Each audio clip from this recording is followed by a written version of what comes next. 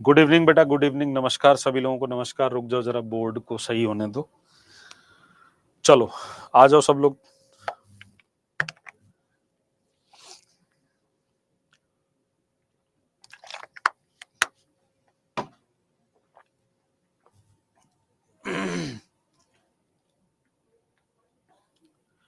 तबीयत ठीक है? ठीक है। कल तो तबीयत थोड़ी ठीक नहीं थी, फिर शाम को बैठ के टीजीटी एसएसटी वालों के लिए वन लाइनर तैयार किया पूरा बैठ के।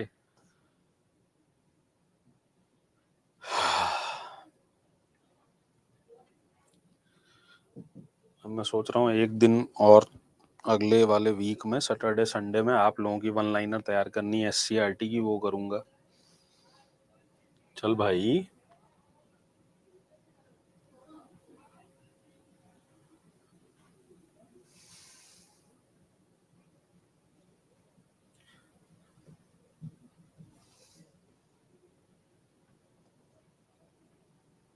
चलो, तो हम लोग पढ़ रहे थे जुडिशरी। ठीक है, कल क्लास नहीं हुई थी बेटा। हम लोग पढ़ रहे थे जुडिशरी, और जुडिशरी के अंदर, न्यायपालिका के अंदर मैंने आपको सुप्रीम कोर्ट और हाई कोर्ट के बारे में हमने ऑलरेडी बात कर ली थी। ठीक, और मैंने आपको बताया था कि भारत में न्यायपालिका जो है वो 3 स्तर पे है, और इसे हम क्या कहते हैं? एकीकृत न्यायपालिका कहते हैं। हमने ये बात कर ली थी ना, एकीकृत न्यायपालिका कहते हैं। ठीक है, इंटीग्रेटेड जुडिशरी बोलते हैं, इंटीग्रेटेड जुडिशरी बोलते हैं। इसके अलावा तीसरे लेवल पे आ जाता है आपका लोअर कोर्ट। तीसरे लेवल पे क्या आ जाता है आपका? लोअर कोर्ट यानी अधीनस्थ अदालतें। लोअर कोर्ट यानी अधीनस्थ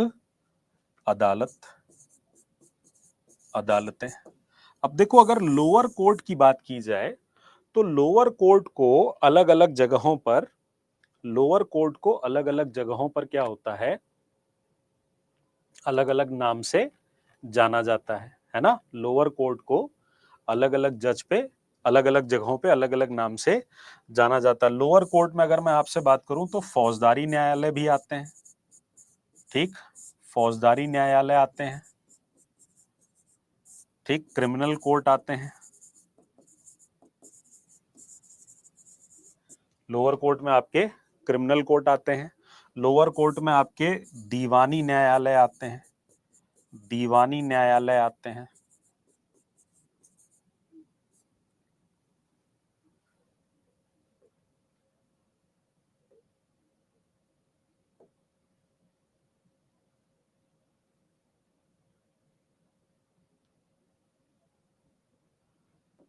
ठीक, दीवानी न्यायालय आते हैं। सिविल कोर्ट, क्या बोलते हैं बेटा?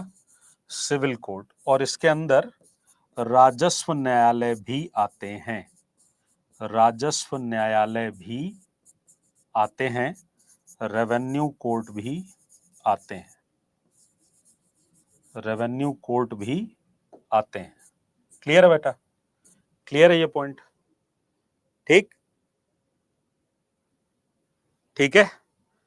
इसमें फौजदारी न्यायालय में बेसिकली आपका सेशन कोर्ट आता है, सेशन कोर्ट आता है। ठीक है, सेशन कोर्ट आता है। ठीक, मजिस्ट्रेट का कोर्ट आता है इसके अंदर। ठीक, मजिस्ट्रेट कोर्ट आता है, मजिस्ट्रेट कोर्ट।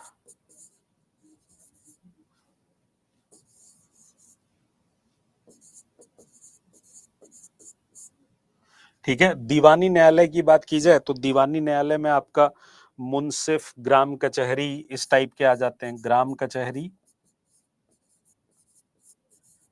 मुंसिफ कोर्ट। आपसे ये नहीं पूछा जाएगा कि इसमें ये क्या होते हैं, इस पर सवाल नहीं आएगा। ठीक, इसमें डिस्ट्रिक्ट जज कोर्ट भी आता है, इसमें डिस्ट्रिक्ट जज कोर्ट, डिस्ट्रिक्ट जज कोर्ट एटसेट्रा, जज कोर्ट एटसेट्रा। राजस्व न्यायालय की बात करें तो इसमें board of revenue, board of revenue, ठीक, बोर्ड ऑफ रेवेन्यू, ठीक है, district magistrate court, DM court, ठीक, और अलग अलग नाम इसके अंदर आ जाते हैं, ठीक है, अलग अलग नाम इसके अंदर आ जाते हैं, ठीक है, क्लियर है, क्लियर है भाई, ठीक है। अब इसमें मेजर बात यह है कि दीवानी और फौजदारी का मतलब क्या होता है। दीवानी न्यायालय कौन से मामलों को सुनता है, फौजदारी न्यायालय कौन से मामलों को सुनता है। रेवेन्यू में तो तुम समझ रहे हो, रेवेन्यू रिलेटेड चीजें जाती हैं, ठीक है। अरे भाई मैंने बताया कि हमने पिछली क्लास में सुप्रीम कोर्ट और हाई कोर्ट पे बात की थी, फिर निचले स्तर पे लोअर कोर्ट होती है, पर लोअर कोर्ट में बहुत तरह की कोर्ट लगती है, जैसे मजिस्ट्रेट जो होता है उसके सामने भी न्यायालय लगता है, ठीक। कुछ होते हैं जो फौजदारी न्यायालय होते हैं, जहां पे क्रिमिनल केसेस सुने जाते हैं, उन्हें क्रिमिनल कोर्ट भी कहा जाता है, उनमें फौजदारी मामलों से संबंधित सुनवाई होती है। इसी तरह से दीवान का मतलब होता है जहां पर फाइनेंस रिलेटेड चीजें होती हैं, उसकी बात आती है। रेवेन्यू को लेकर कोई मसला होता है तो उसकी बात आती है, वो रेवेन्यू कोर्ट के अंदर जाता है, ठीक है। कैसे बनेगा क्वेश्चन? नहीं, इससे क्वेश्चन बनेगा नहीं, ये चूंकि जानना है, आपकी किताब में है इसलिए मैं बता रहा हूं आपको, ठीक है। आपसे सवाल बनेगा क्रिमिनल लॉ और सिविल लॉ पे, क्रिमिनल लॉ और सिविल लॉ पे, ठीक। अब अगर क्रिमिनल लॉ की बात की जाए तो हम इसे कहते हैं फौजदारी कानून, हम इसे क्या कहते हैं? फौजदारी कानून। तो सिंपल भाषा में अगर समझो तो फौजदारी कानून का मतलब यह होता है, फौजदारी कानून का मतलब यह होता है कि इसमें ऐसे अपराध, ऐसे अपराधों पर सुनवाई होती है, ऐसे अपराधों पर सुनवाई होती है जिसमें समाज के विरुद्ध अपराध, समाज के विरुद्ध अपराध, यानी क्राइम अगेंस्ट सोसाइटी, तथा जानबूझकर, यानी हम कहते हैं उन्हें संज्ञान में, जब आप सोच समझ कर अपराध कहते हैं, अपने बुद्धि के अनुसार क्या करते हैं? अपराध करते हैं, ठीक। जानबूझकर किए गए अपराध होते हैं।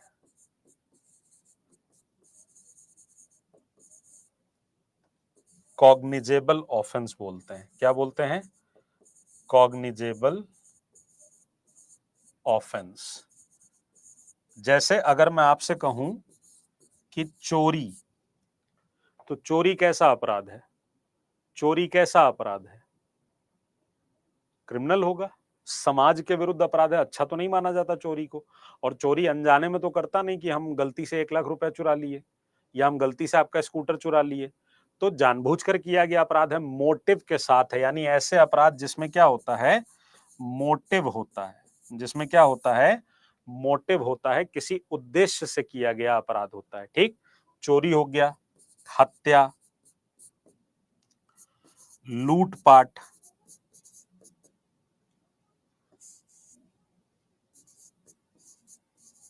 दहेज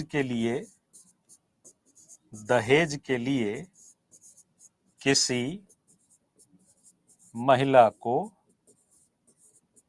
पीड़ित करना। इनफैक्ट अब तो दहेज मांगना भी क्या है?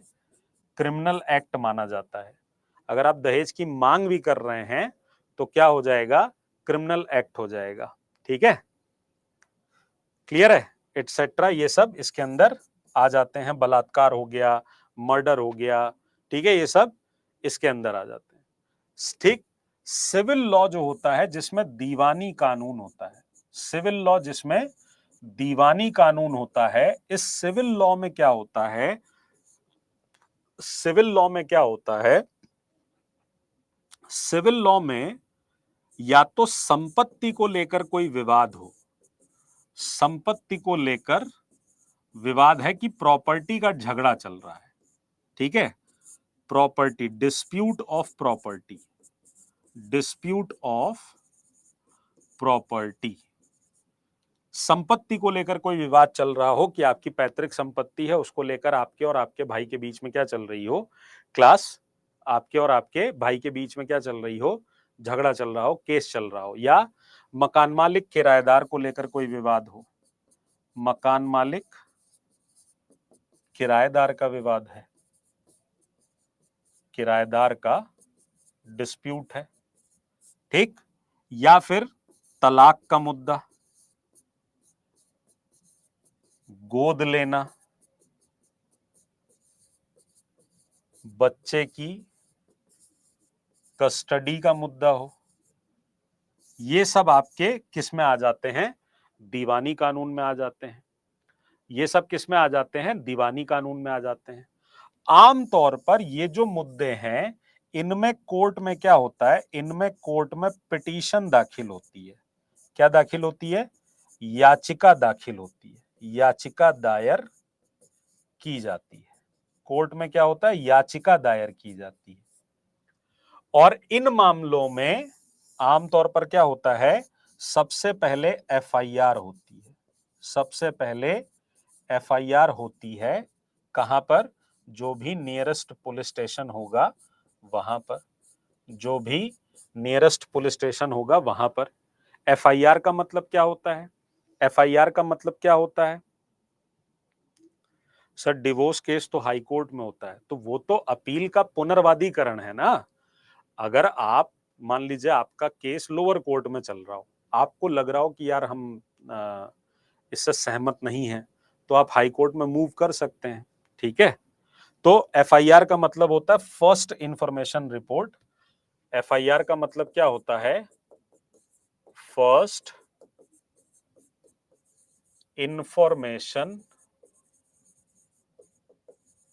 रिपोर्ट, प्राथमिक सूचना रिपोर्ट, ठीक है। एफआईआर जब होती है, ये मौखिक भी हो सकती है, लिखित भी हो सकती है, याद रखिएगा, मौखिक या लिखित दोनों रूपों में हो सकती है, मौखिक या लिखित दोनों रूपों में हो सकती है, मौखिक या लिखित दोनों रूपों में हो सकती है। It can be oral or written, it can be oral or written, ठीक है। हाँ बेटा, बीपीएससी की क्लास है। एफआईआर के बाद की प्रक्रिया क्या होती है, एफआईआर के बाद इन्वेस्टिगेशन होता है। एफआईआर के बाद क्या होता है, इन्वेस्टिगेशन होता है, जांच होती है। और जांच कौन करेगा भैया, पुलिस करेगी, या कोई अगर एजेंसी होगी तो वो करेगी। और इसमें क्या होते हैं, सबूत इकट्ठा किए जाते हैं, सबूत इकट्ठा किए जाते हैं, सबूत इकट्ठा किए जाते हैं, ठीक। इसमें क्या होता है, सबूत इकट्ठा किए जाते हैं। बिल्कुल बेटा, एफआईआर जो भी करता है उसको उसकी एफआईआर की कॉपी पाने का कानूनी अधिकार है, लीगल राइट है। वो होता नहीं है व्यवहार में, कई बार पुलिस वाले नहीं करना चाहते हैं, वो अलग मुद्दा है। पर आपके सिस्टम में ये नहीं लिखा है कि पुलिस वाले चाहेंगे तो करेंगे, नहीं चाहेंगे तो नहीं करेंगे। दिक्कत यह है कि हमारे यहाँ सिस्टम में जो बात कही गई है उसको फॉलो करने वाले लोग कम हैं। क्यों, अधिकारों के बारे में नहीं पता, कानून के बारे में नहीं पता, जागरूकता की कमी है, अपना काम सही से करने की कमी है, ठीक है। तो इसमें सबूत इकट्ठा किए जाते हैं, और जब सबूत इकट्ठा हो जाते हैं तो चार्जशीट बनाई जाती है। क्या बनाई जाती है, चार्जशीट बनाई जाती है, ठीक। अब चार्जशीट को हिंदी में भी चार्जशीट ही बोलते हैं, मेरे को पता नहीं है इसका इंग्लिश। चार्जशीट बनाई जाती है जिसके अंदर आप क्या करते हो, सारा धाराएं लिखते हो कि आईपीसी की कौन कौन सी धाराएं लिखी जाती हैं।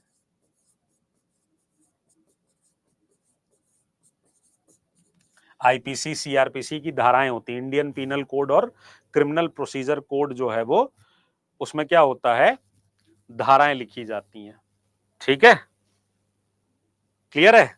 और जब चार्जशीट हो जाती, ये भी पुलिस तैयार करेती, ये भी कौन तैयार करेगा, पुलिस तैयार करेगी, चार्जशीट तैयार करती है, और फिर जाकर क्या होता है, कोर्ट केस होता है। फिर जाकर क्या होता है, कोर्ट केस होता है।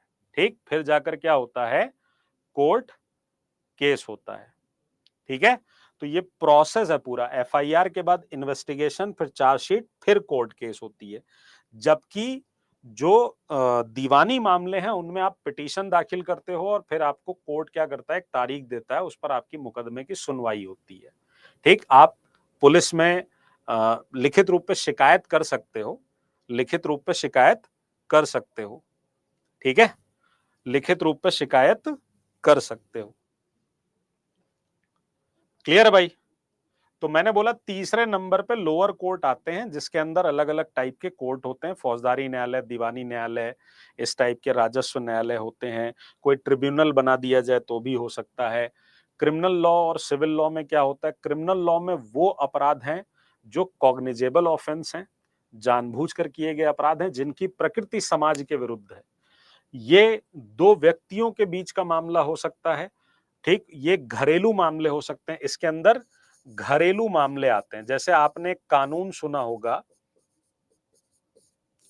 आपने कानून सुना होगा, डोमेस्टिक वायलेंस एक्ट, डीवीए जिसको बोलते हैं। क्या सुना होगा आपने, domestic violence, domestic violence act.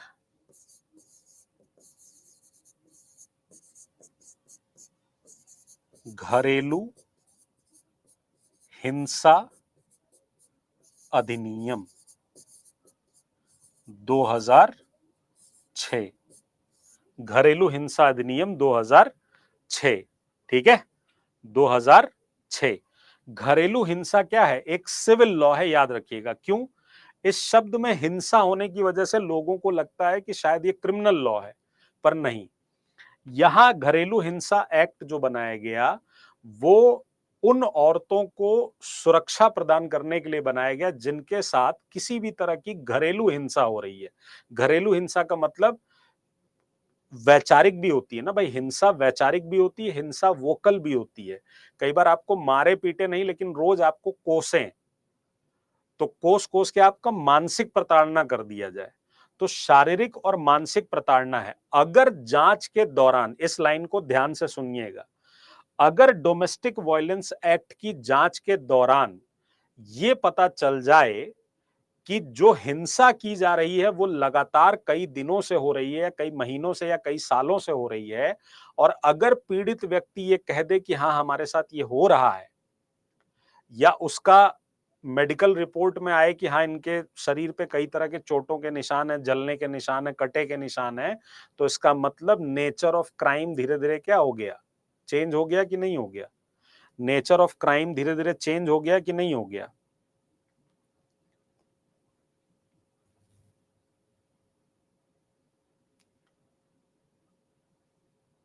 तो जब नेचर ऑफ क्राइम चेंज हो गया, तो मुकदमा भी क्या हो सकता है, सिविल से हटके क्रिमिनल पे आ सकता है। इसीलिए इसको हम बेसिकली प्राइमा फेसी में रखते हैं। ठीक, अब कई बार अधिकार जो दिए जाते हैं उसमें गलत इस्तेमाल भी होता है, इसीलिए माननीय न्यायालय को कहना पड़ गया डोमेस्टिक वायलेंस एक्ट के अंदर, ठीक, सिविल होगा बेटा, उज्जवल सिविल होगा भैया।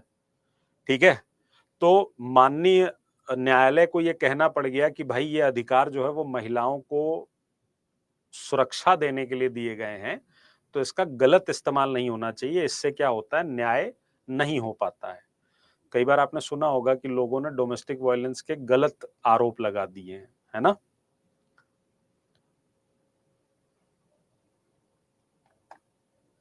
डावरी सिविल केस होना चाहिए, नहीं, दहेज मांगना भी अब क्रिमिनल एक्ट की तरह माना जाता है। कई बार देखा होगा, कई सुना होगा, पुलिस से शिकायत कर देते हैं। इसीलिए आजकल कोई सीधे नहीं बोलता है कि हमें दहेज में ये चाहिए। आजकल बोलने लगे हैं कि जो आप अपनी बेटी को देना चाहें, आजकल शादियों में ये नहीं बोलते दहेज होना चाहिए, गिफ्ट बोलने लगे हैं कि भाई हमें तो कुछ नहीं चाहिए, अपनी बेटी को दे रहे हो आप जो भी दे रहे हो। ठीक है, चलो। चार्जशीट को कोई कह रहा था आरोप पत्र बोलते हैं। चलो भैया लिख देता हूं आरोप पत्र।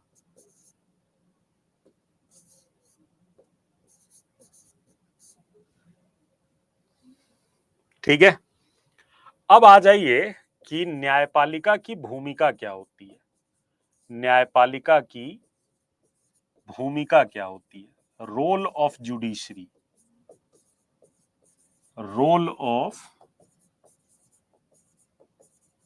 Judiciary, role of judiciary. तो भूमिका की अगर बात की जाए तो सबसे पहला काम क्या है? कानून की रक्षा करना, कानून की रक्षा करना, protection of law, protection of law. तो न्यायपालिका क्या करता है? कानून की रक्षा करता है। वो देखता है कि कानून जो है वो सही तरीके से क्या होना चाहिए, बनना चाहिए। कानून सही तरीके से क्या होना चाहिए? लोगों की सुरक्षा करना चाहिए। दूसरा क्या होता है? न्यायपालिका विवादों का समाधान करती है। न्यायपालिका क्या करती है? विवादों का समाधान करती है। वो डिस्प्यूट रिजॉल्व करती है, डिस्प्यूट रिजॉल्व करती है। वो क्या करती है? डिस्प्यूट को रिजॉल्व करती है। सबूतों और तथ्यों के आधार पे वो क्या करती है? डिस्प्यूट रिजॉल्व करती है। इसके लिए सुप्रीम कोर्ट और हाई कोर्ट दोनों को अलग अलग पावर दी गई है। सुप्रीम कोर्ट को कुछ अधिकार दिए गए हैं, जैसे उसका एक प्रारंभिक क्षेत्राधिकार है। सुप्रीम कोर्ट का क्या है? प्रारंभिक क्षेत्राधिकार है। इस पर आपसे सवाल पूछा जाएगा। ठीक, एब्सोल्यूट मेजॉरिटी, एब्सोल्यूट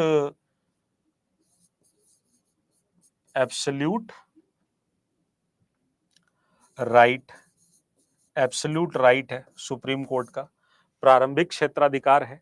क्या है वो प्रारंभिक क्षेत्राधिकार? बताइए।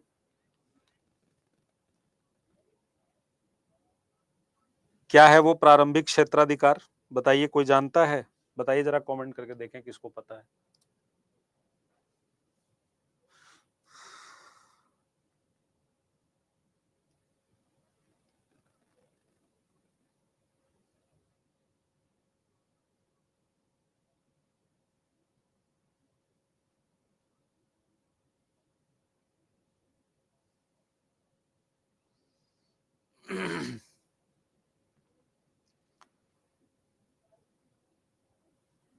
क्वेश्चन प्रैक्टिस के चक्कर में मत पढ़ो। जितना पढ़ाया जा रहा है 2-2 3-3 बार पढ़ो उसको।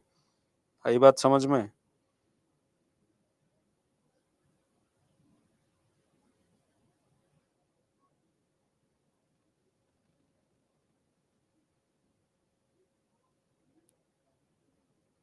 नहीं पता है? ठीक है, ठीक है। सस्पेंड नहीं हो सकते? कौन सस्पेंड नहीं हो सकता? प्रारंभिक क्षेत्राधिकार या एब्सोल्यूट राइट जो होता है, उसमें यह कहा गया कि कुछ ऐसे मामले होते हैं जो सिर्फ और सिर्फ सुप्रीम कोर्ट में ही सुने जाएंगे, जिन पर सुनवाई का अधिकार, ऐसे मामले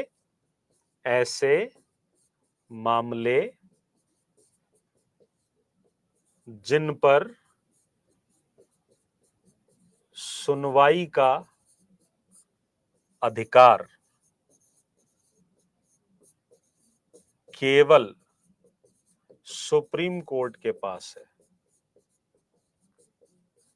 ठीक, एग्जाम्पल के तौर पे,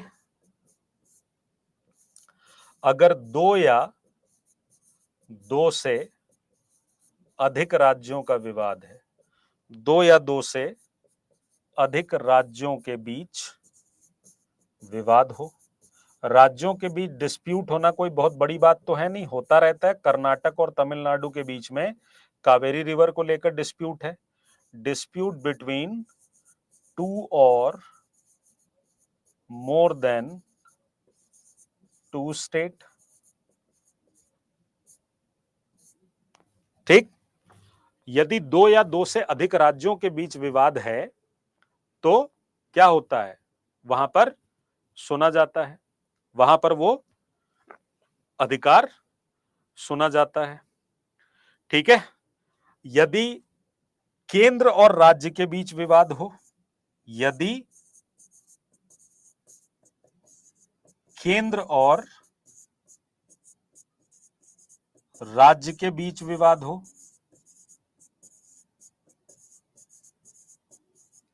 ठीक है, यहां केवल नहीं लिखना चाहिए, यहां पर मैं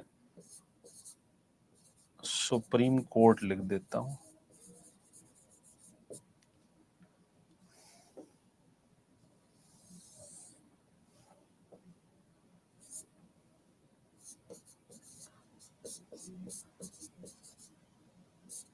सर्वोच्च न्यायालय के पास है। यदि डिस्प्यूट बिटवीन सेंटर स्टेट का डिस्प्यूट हो, सेंटर स्टेट का डिस्प्यूट हो, तो भी ये कहां होगा, सुप्रीम कोर्ट में होगा, सुप्रीम कोर्ट में होगा। ठीक है। यदि मौलिक अधिकारों का उल्लंघन हो रहा हो, मौलिक अधिकारों का उल्लंघन हो रहा हो, मौलिक अधिकारों का उल्लंघन हो रहा है, अगर हिंड्रेंस है, तो आपने पढ़ा है कि आर्टिकल 32 के तहत आप सीधे सुप्रीम कोर्ट में क्या कर सकते हैं, अपील कर सकते हैं, और एक पोस्ट कार्ड पर भी लिख के भेज देंगे तो वही आपका क्या मान लिया जाता है, लिटिगेशन मान लिया जाता है। ठीक, क्लियर है।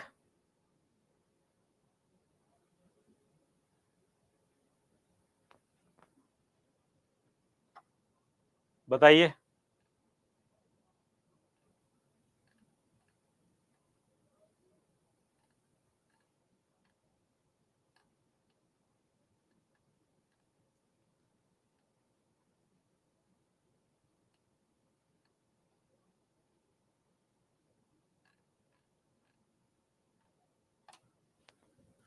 क्लियर है। तो मौलिक अधिकारों का उल्लंघन होता है तो आर्टिकल 32 के तहत आप क्या करते हो, वहां पर अपील कर सकते हो। आर्टिकल 32 बेटा पढ़ा तो रखा है ये, आर्टिकल 32 के तहत संवैधानिक उपचारों का अधिकार होता है ना।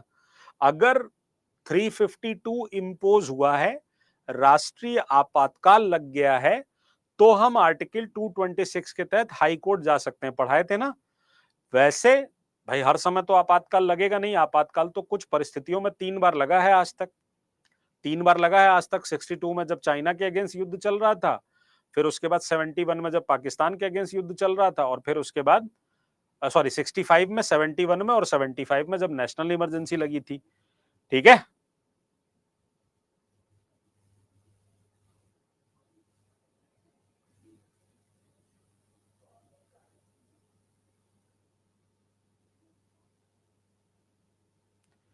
सर आज आपने कहा था कि मौलिक अधिकार का वर्णन 32 में है, जबकि उनका उल्लंघन 32 में, मतलब समझा नहीं। अरे साहिल जी 3 बार लगा है आपातकाल।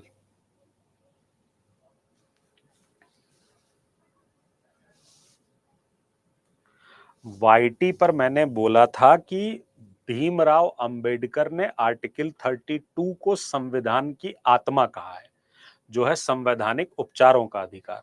ठीक है। इसीलिए मौलिक अधिकारों वाले खंड को संविधान की आत्मा कहते हैं, ये बात कही थी मैंने। और क्या कहा था, बोलने दोगे तब तो वॉइस आएगी ना।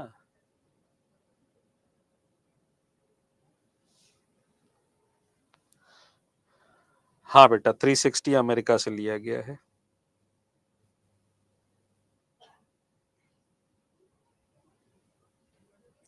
क्लियर है ये पॉइंट, बता दो भाई एक बार। तुम लोग पढ़ाई छोड़ के बाकी दुनिया का सारा डिस्कशन कर रहे होते हो। अच्छा है सामने नहीं हो, ऑफलाइन बंद हो गया, बहुत बढ़िया हुआ है। मतलब बंद का मतलब अब नहीं होता उतना।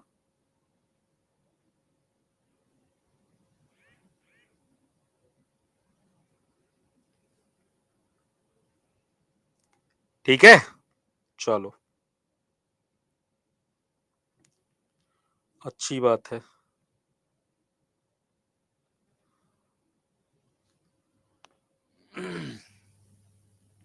क्लास है तो यार जुडिशरी की रिकॉर्डेड। तो प्रारंभिक क्षेत्राधिकार में ये चीजें आती हैं। ठीक। दूसरा होता है अपीलीय क्षेत्राधिकार। दूसरा क्या होता है?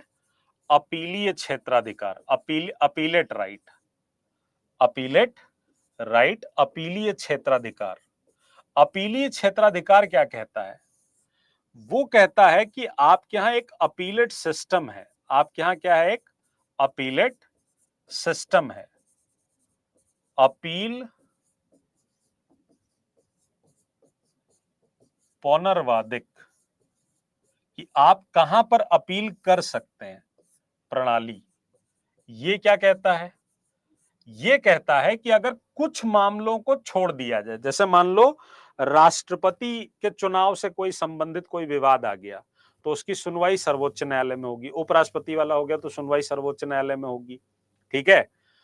कुछ मामलों को, जो मैंने अभी आपको प्रारंभिक क्षेत्राधिकार बताया, उसके मामलों को छोड़ दिया जाए, तो अपीलेट का एक सिस्टम ये होता है, ये कहता है कि यदि कोई व्यक्ति किसी मामले में अधीनस्थ अदालत के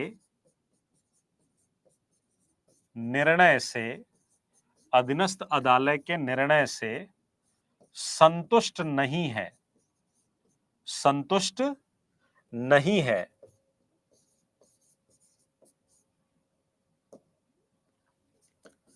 if a person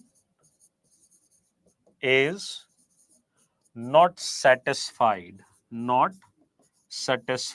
with the decision of lower court,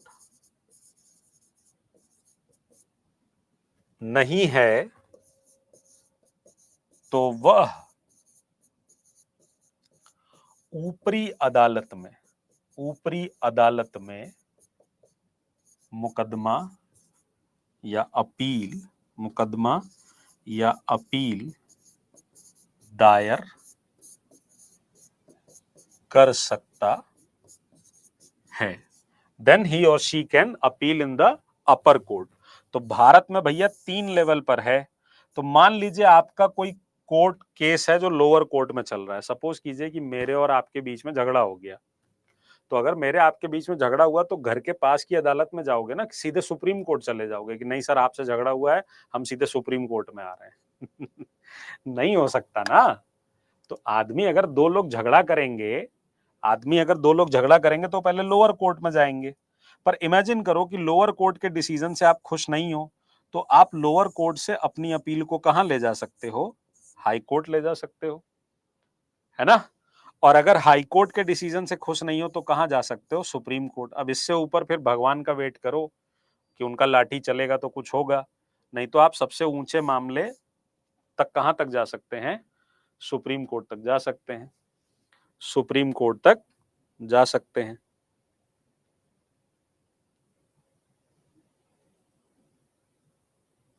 clear है?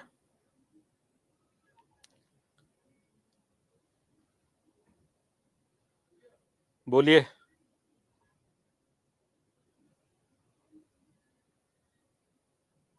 क्लियर है पॉइंट?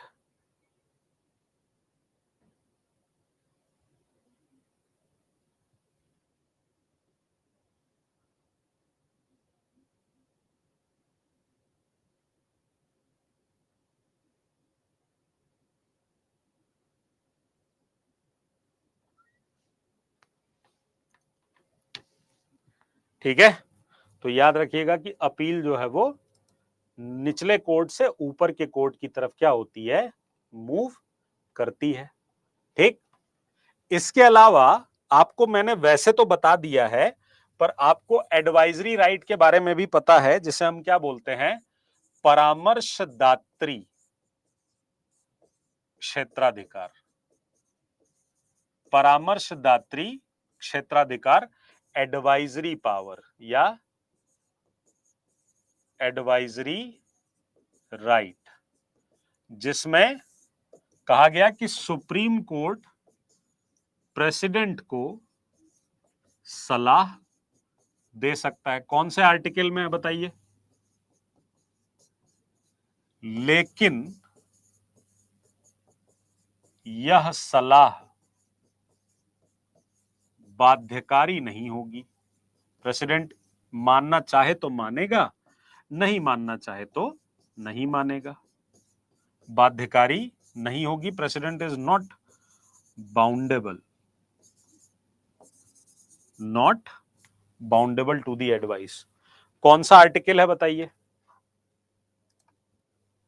आर्टिकल 143, बिल्कुल सही, आर्टिकल 143।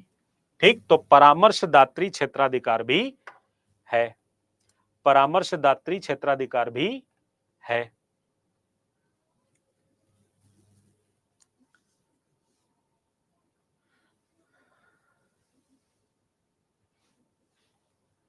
क्लियर है? फिर रिट विट इशू करता है, उसके बारे में हम आपको पढ़ा चुके हैं पहले, जब मौलिक अधिकार पढ़ रहे थे तभी। अच्छा, अब इसके बाद तो आपने देखा कि एक काम उसका क्या है, एक काम है विवादों का समाधान करना, एक काम है कानून की रक्षा करना। ठीक, तीसरा काम क्या है इसका? तीसरा काम है मौलिक अधिकारों का क्रियान्वयन, मौलिक अधिकारों की सुरक्षा तथा क्रियान्वयन, मौलिक अधिकारों की सुरक्षा तथा क्रियान्वयन यानी enforcement of fundamental rights, protection and enforcement of fundamental rights. ठीक, चलो जल्दी जल्दी बताओ, सुप्रीम कोर्ट हाई कोर्ट दोनों के आर्टिकल बताओ जल्दी जल्दी। सुप्रीम कोर्ट हाई कोर्ट सलाह दे सकता है से पहले क्या लिखा है? प्रेसिडेंट बेटा, राष्ट्रपति को सलाह बताया था ना राष्ट्रपति में। दोनों के आर्टिकल बताओ जल्दी जल्दी। मौलिक अधिकारों की सुरक्षा सुप्रीम कोर्ट कौन से आर्टिकल के तहत करता है और हाई कोर्ट कौन से आर्टिकल के तहत करता है? बताइए।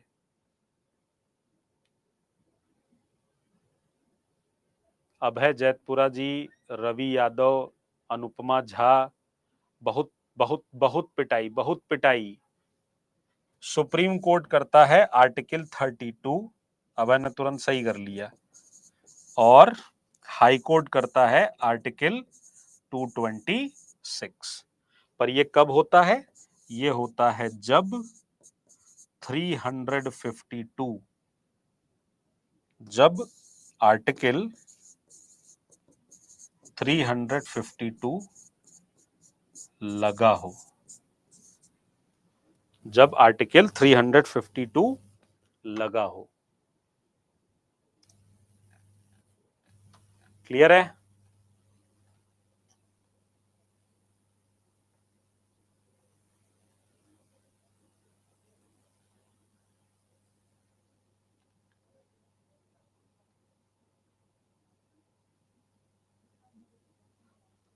ठीक है, पर ऐसा नहीं है कि जब आर्टिकल 352 लगा होगा तभी हाई कोर्ट में आएगा। आप चाहें तो हाई कोर्ट में भी अप्लाई कर सकते हैं, लेकिन बात देखो क्या है कि अगर मेरे पास दो ऑप्शन है कि मुझे अपने मौलिक अधिकारों की रक्षा के लिए हाई कोर्ट भी जा सकता हूं मैं और सुप्रीम कोर्ट भी जा सकता हूं मैं, तो तुम कहां जाओगे? बताओ, कहां जाओगे? याद रखना, आप अपने हाई कोर्ट में सीधा अपना मुकदमा लेकर मौलिक अधिकार के लिए जा सकते हैं, पर जब आपके सामने ऑप्शन है कि आप सुप्रीम कोर्ट जा सकते हैं, तो आदमी हाई कोर्ट क्यों चूज करेगा? आदमी सुप्रीम कोर्ट जाएगा। तो इस बात को बस बैक ऑफ द माइंड रखना कि मौलिक अधिकार के मामले सीधे उच्च न्यायालय में भी जा सकते हैं। ठीक है, मौलिक अधिकारों के मामले मौलिक अधिकारों के मामले सीधे उच्च न्यायालय में भी जा सकते हैं। ठीक है भाई, क्लियर है भाई? नहीं, सुप्रीम कोर्ट में पैसा बहुत लगता है ये बात नहीं है। आदमी घर के पास जाना चाहता है, तो अगर बिहार का आदमी है तो पटना हाई कोर्ट ज्यादा प्रेफर करेगा बजाय दिल्ली बार बार आने के ना, है ना? पैसा ऐसे नहीं लगता, पैसा लगता है वकील करने में। ठीक, कैसा वकील करेंगे आप, तब पैसा लगता है। ठीक है भाई, चलिए, तो मौलिक अधिकारों की सुरक्षा तथा क्रियान्वयन। और चौथे नंबर पर आता है न्यायिक समीक्षा। चौथे नंबर पे क्या आता है? न्यायिक समीक्षा करना, जुडिशियल रिव्यू करना, जुडिशियल रिव्यू करना। ठीक, न्यायिक समीक्षा करना। ठीक, इसमें क्या कहा गया? इसमें दो बातें कही गई। यदि संसद द्वारा पारित किसी कानून में, यदि संसद द्वारा पारित किसी कानून में संविधान की आधारभूत संरचना का, संविधान की आधारभूत संरचना का उल्लंघन हो रहा हो, तो न्यायपालिका को यह अधिकार है, न्यायपालिका को यह अधिकार है कि वो, न्यायपालिका को यह अधिकार है कि वो ऐसे कानून को रद्द कर सकती है। ठीक, if any law which is passed by the parliament and somehow it violates the idea of the basic infrastructure of the constitution, then parliament has the right to strike down that law or to quash that law. ठीक, संसद अगर कोई ऐसा कानून बनाए जिसमें संविधान की आधारभूत संरचना खत्म हो रही है, जैसे मान लीजिए संसद कल को यह कानून बना दे कि लड़कियां जैसे ही 18 वर्ष की आयु पूरी करेंगी वो सलवार सूट पहनकर ही घर से बाहर निकलेंगी। अगर कोई लड़की जीन्स टी शर्ट में घर से बाहर निकली तो उस पर 500 रुपए का आर्थिक दंड लगाया जाएगा और 1 दिन की कैद बामशक्कत दी जाएगी। तो क्या लगता है आपको, ये कानून सही है? क्या लगता है आपको, ये कानून सही है?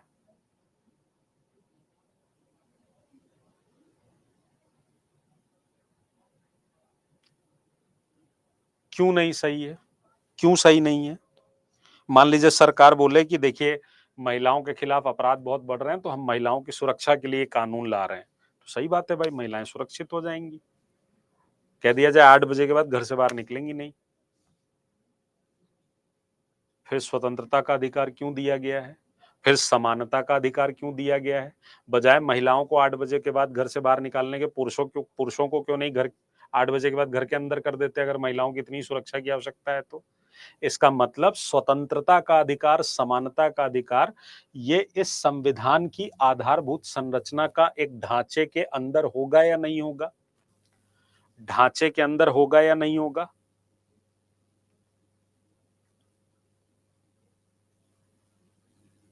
होगा, बिल्कुल होगा।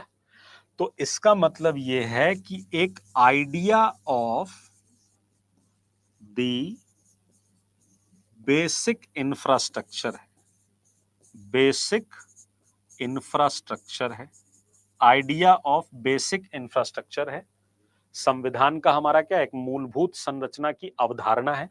संविधान के मूलभूत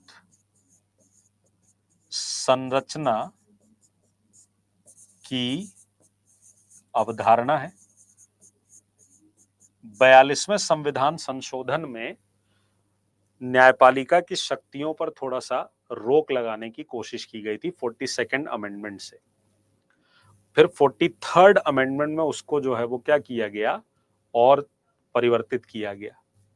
फिर 44th अमेंडमेंट में फिर से उस पर क्या किया गया, विचार किया गया। उसके बाद ना एक इस समय केस हुआ था इन सब के दौरान, जिस केस का नाम था Keshavananda Bharati versus state of Kerala. Keshavananda Bharati versus state of Kerala. इसी केशवानंद भारती स्टेट ऑफ केरला 1973 में इस केस में इस मूल संविधान की ढांचे की अवधारणा के बारे में बताया गया था। ठीक, बहुत इंपॉर्टेंट सवाल है, ये आएगा, 100% आएगा। ठीक, बहुत इंपॉर्टेंट क्वेश्चन है। 1973 में बेनी प्रसाद सुहानी सिंह, 1973 में एक केस हुआ था जिसमें मूलभूत संरचना की अवधारणा दी थी, और फिर 42वें संविधान संशोधन में इसमें थोड़ा चेंज करने की कोशिश की, संसद अंतिम शक्ति होगी। फिर 43वें में उसको दोबारा, 44वें में दोबारा किया गया। तो ये बोला गया कि मौलिक जो संविधान की मूलभूत संरचना है, बेसिक आइडिया है इंफ्रास्ट्रक्चर का, इसको एक्सप्लेन करने का राइट किसके पास होगा, न्यायपालिका के पास। तो जुडिशरी ने कहा कि आप कानून बनाइए, ये हम तय करेंगे कि कानून सही बना है कि गलत बना है। तो संविधान की मूलभूत संरचना में क्या क्या बातें आएंगी, ये तय करने का अधिकार किसके पास है, संविधान के पास है। तय करने का अधिकार किसके पास है, संविधान के पास है। केशवा बनाम भी, अरे वर्सेस को हिंदी में लिखोगे तो बनाम हो जाएगा, वो अलग केस थोड़ी ना है। तो अब आप एक बात बताइए, अगर मैं आपसे ये कह रहा हूं कि संविधान की मूलभूत संरचना की जो अवधारणा है, ये क्या चीज है, ये कोर्ट बताएगी, तो क्या मैं ये बात कह सकता हूं कि संविधान की व्याख्या का अधिकार न्यायपालिका के पास है? कह सकता हूं या नहीं कह सकता हूं?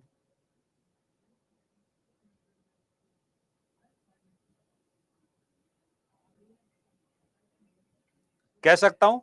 क्या मैं ये कह सकता हूं कि न्यायपालिका संविधान की रक्षक है?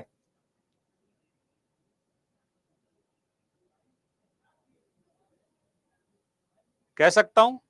तो नोट करके याद रखिएगा कि संविधान की व्याख्या का अधिकार, संविधान की व्याख्या का अधिकार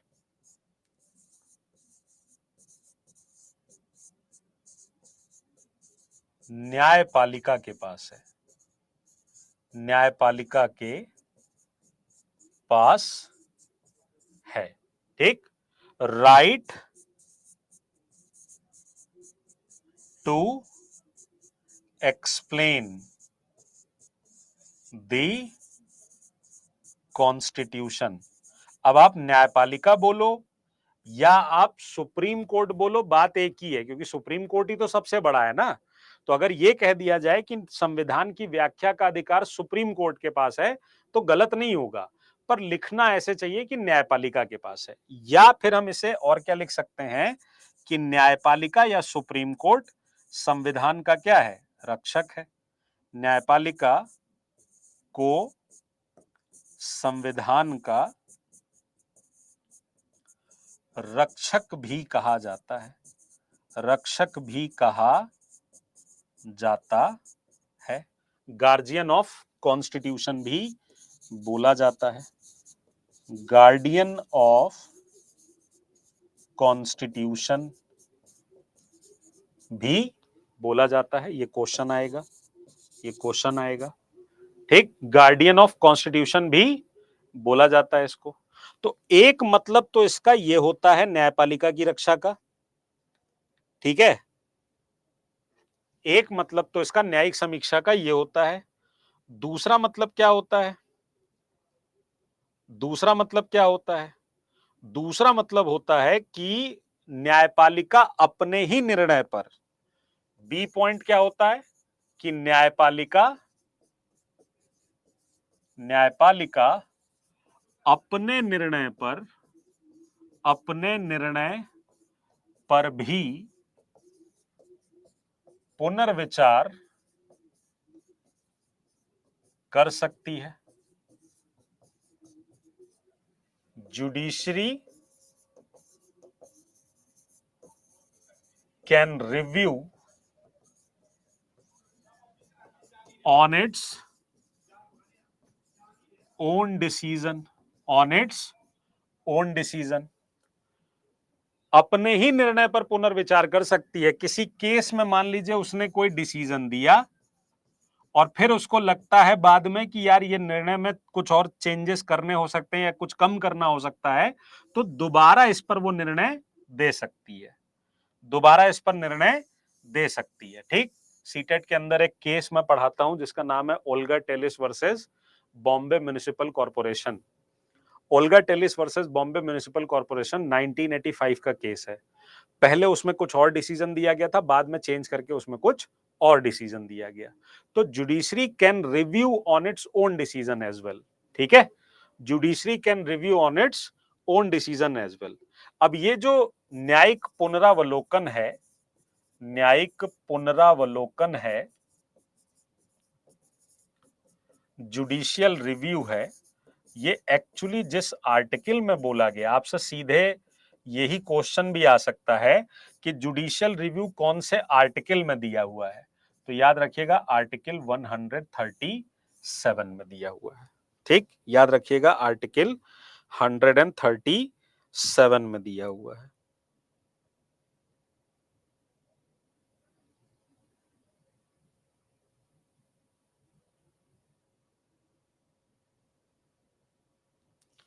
ठीक है, क्लियर है भाई, क्लियर है पॉइंट। अच्छा, उस दिन ना हाई कोर्ट वाले में मैं 2 पॉइंट आपको बताना भूल गया था। एक तो वैसे तो मुझे उम्मीद है कि तुम लोगों को पता होगा। अगर मान लो मैं तुमसे पूछूं कि हाई कोर्ट के जज का जो एज होता है वो कितना होता है, क्या बताओगे?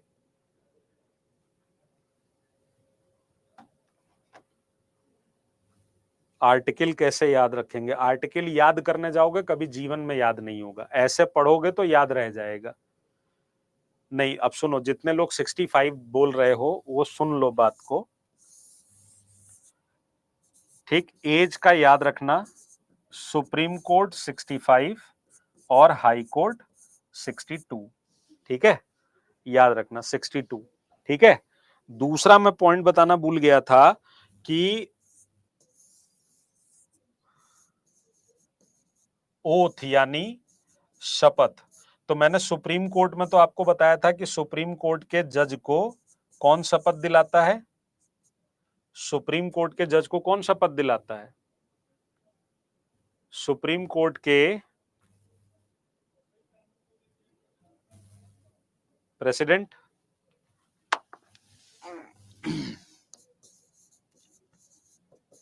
प्रेसिडेंट। और हाई कोर्ट जज को कौन शपथ दिलाता है? हाई कोर्ट जज को कौन शपथ दिलाता है? हाई कोर्ट के जज को कौन शपथ दिलाता है? उस राज्य का राज्यपाल, ठीक है। अरे तुम लोग तेज हो, तुम लोगों को पता है सब, ठीक है।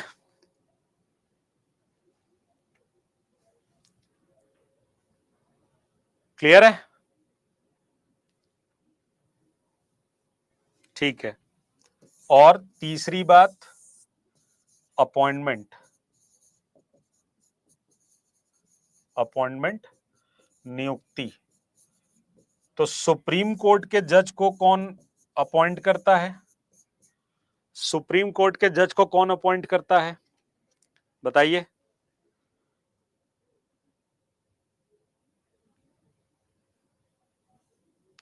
सुप्रीम कोर्ट के जज को कौन अपॉइंट करता है? राष्ट्रपति, बिल्कुल ठीक। और हाई कोर्ट के जज को कौन अपॉइंट करता है? हाई कोर्ट के जज को कौन अपॉइंट करता है? हाई कोर्ट के जज को कौन अपॉइंट करता है? बस, मेरे को मालूम था, मेरे को 100% यकीन था यही गलत करके आओगे और ये सवाल पूछा जाता है। याद रखना, हाई कोर्ट के जज को भी कौन अपॉइंट करता है? प्रेसिडेंट। ठीक, हाई कोर्ट के जज को भी कौन अपॉइंट करता है? प्रेसिडेंट, सीजेआई की सलाह पर। और उस राज्य में जो उच्च न्यायालय होगा उसका भी एक चीफ जस्टिस होता है, दोनों मिलकर एडवाइस करते हैं। एक तो चीफ जस्टिस ऑफ इंडिया की एडवाइस पे plus chief justice of that high court, उसकी एडवाइस भी शामिल होती है। ठीक, यहां पर हमेशा बच्चे गलती करते हैं, यहां हमेशा गलती करते हैं, इसलिए ये वाला सवाल आपसे पूछे जाने की पूरी संभावना होती है। क्लियर है? तो जुडिशरी आपका खत्म हो गया। अब कल जो है मैं देखूंगा, अगर मेरे को लगता है कि इसमें और भी कुछ आपको छांट छूट के बताना है जुडिशरी में, तो कल बात करेंगे। नहीं तो कल से आपका हिस्ट्री स्टार्ट करेंगे, जो एसएसटी के अंदर आपको हिस्ट्री पढ़नी है, एससीईआरटी बेस्ड। ठीक है, कल से आपकी वो शुरू कर देंगे।